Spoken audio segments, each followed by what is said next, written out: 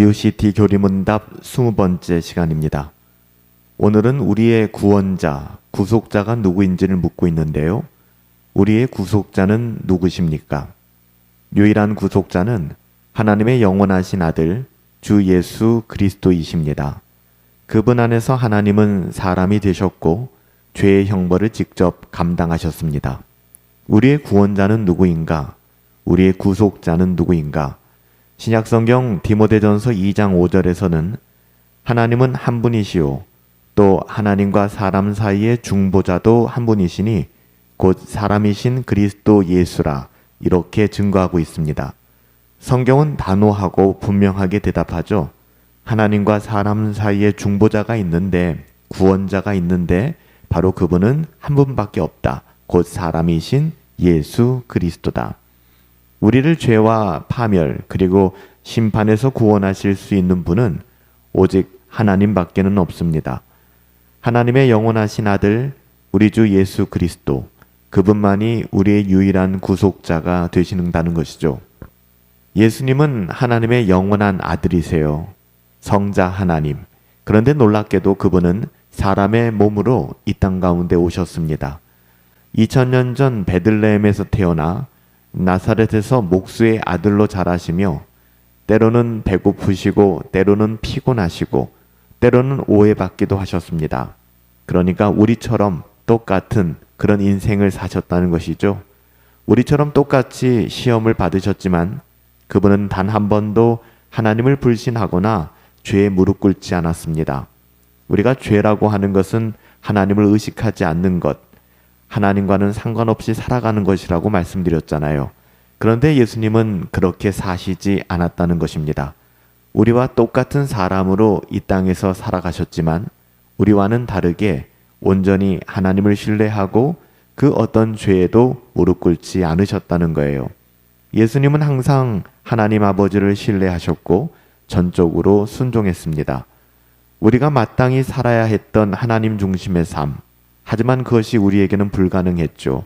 하나님을 사랑하고 이웃을 사랑하는 그 삶이 우리에게는 너무나도 어려웠지만 예수님께서는 완벽하게, 완전하게 그 인생을 살아내셨습니다. 돌이켜보면 우리의 삶에는 순종하지 못하는 흔적들이 너무 많죠. 크고 작은 일들 속에서 우리는 하나님보다 우리의 지식과 경험을 더 많이 신뢰했고 하나님의 뜻보다 나의 판단을 앞세워 살아왔습니다. 하지만 예수님은 그렇지 않았어요. 예수님은 이 땅을 살아가시면서 우리의 이 모든 실패와 무질서와는 전혀 다른 삶, 죄가 없이 완전한 삶을 사셨습니다. 그래서 그분의 순종이 우리의 의로움이 될 수 있는 거예요. 이러한 그분의 삶이 우리가 의롭게 되는 근거가 될 수 있는 것이죠. 예수님은 우리와 달리 율법의 요구를 완벽하게 만족시키셨습니다. 예수님밖에는 그런 분이 없어요. 이것을 우리가 그리스도의 능동적 순종이라고 불러왔죠. 그뿐 아닙니다. 예수님은 우리를 대신해서 죽으셨어요.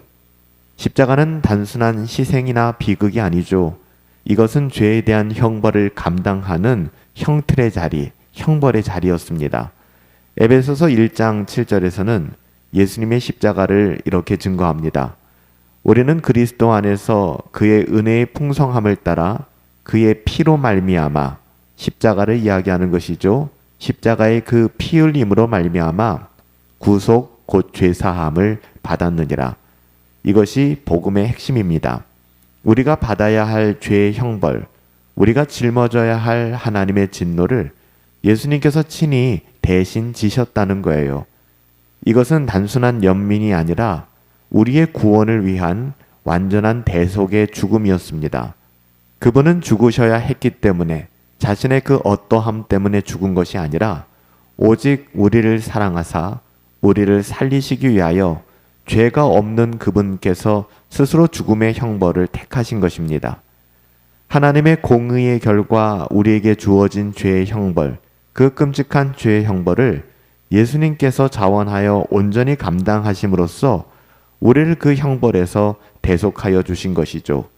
우리의 죄가 없어진 것이 아니라 우리의 죄에 대한 대가, 그 형벌을 예수님께서 대신 감당하여 주신 것입니다. 그러니까 우리의 DNA가 의인이 된 것이 아니라 의롭다고 인정을 받은 죄인이 된 것이죠. 여전히 우리는 죄인이지만 우리의 모든 죄에 대한 대가와 형벌을, 하나님의 공의를 우리 주 예수 그리스도께서 대신 만족시켜 주신 것입니다. 대속의 은혜이죠. 우리가 이것을 그리스도의 수동적 순종이다 라고 불러왔습니다. 우리가 아직 죄인 되었을 때에 우리를 사랑하사 죽기까지 사랑하심으로써 하나님의 사랑을 우리에게 증명해 보여주신 것이죠. 하지만 십자가의 죽음은 끝이 아닙니다. 예수님은 부활하셨고 지금도 살아계셔서 하나님과 우리 사이에 유일한 중보자로서 일하고 계십니다. 사실 우리가 중보 기도를 한다, 누군가를 위해 중보한다 라는 말을 사용하는데 엄격하게 이야기하면 이 세상을 살아가는 그 누구도 중보자가 될 수 없어요.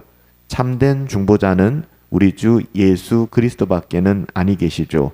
사실 예수님만이 우리의 유일한 중보자가 되십니다. 히브리서 9장 15절은 이렇게 증언합니다. 그는 첫 언약 때 범한 죄에서 속량하시려고 죽으사 부르심을 입은 자로 하여금 영원한 기업의 약속을 얻게 하려 하셨느니라. 지금 이 순간에도 우리가 연약하여 실수하고 낙심할 때에도 예수님은 우리를 대신하여 간구하고 계신다는 거예요. 다시 말해 우리의 구원은 우리의 능력으로 완전하게 신앙생활했기 때문에 받는 것이 아니에요. 오직 예수님의 사역이 완전하기 때문에 우리가 구원에 이르게 된 것이고 구원을 누리며 살아갈 수 있는 것이죠. 예수님을 믿는 것도 그렇고 그 이후에 하나님의 자녀답게 살아가는 이 모든 영역이 우리의 어떠함으로 되는 것이 아니라 오직 그리스도의 은혜로 말미암아 가능하다는 것입니다.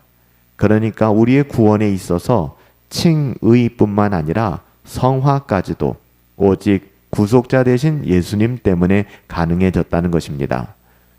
우리는 구속자 되시는 예수님을 단지 머리로 동의하는 지식이 아니라 우리의 삶 속에서 더욱 의지하고 또한 예수님으로 말미암아 설명될 수 있는 그런 삶을 살아갈 수 있어야 합니다.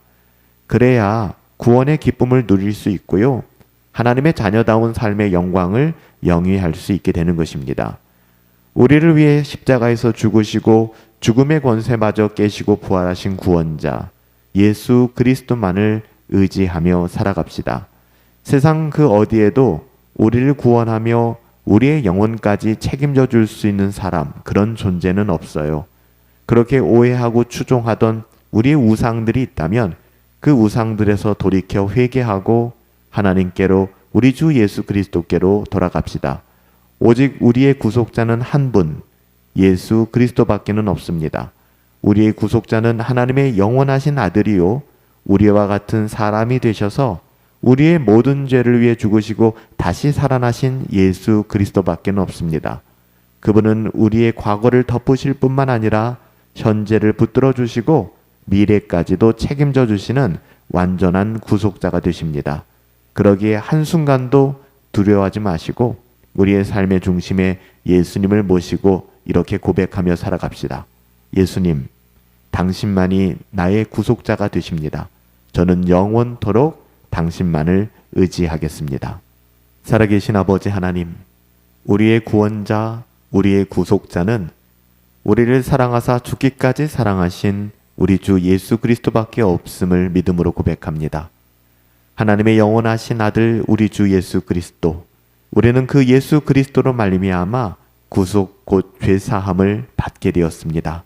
우리의 영원한 중보자, 지금도 살아서 우리를 위하여 중보하고 계시고 우리의 삶을 선하게 인도하시는 우리 주 예수 그리스도를 믿고 신뢰하며 믿음으로 살아갈 수 있게 되기를 간절히 소원하옵고 존귀하신 예수님의 이름으로 기도하옵나이다. 아멘.